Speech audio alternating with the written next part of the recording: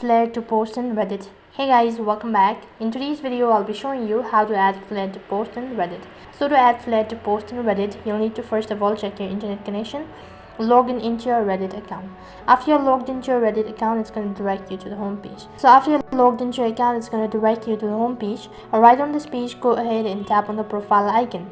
As soon as you've clicked on it, you need to go to my profile, and it's going to direct you to your profile page. Over here you need to select the post, so click on the three dot icon where you actually want to add a flare. So you need to long press on it. Maybe after that it's gonna take you to the info page of that particular post. So click on the three dot icon. After that you can just add a post flare, and for some cases if you are unable to add a flare to your post, that might be the reason that does not have that feature. So for some content or for some post there is no such feature, such as if you go to this one and if you tap on the three dot icon here, you can see that there is no such feature as add post flare. So that is basically how you can add flare to your post in Reddit. That's it for this video. I hope the video was helpful. Make sure to like, share and subscribe to our channel. Thank you for watching. See you in the next video.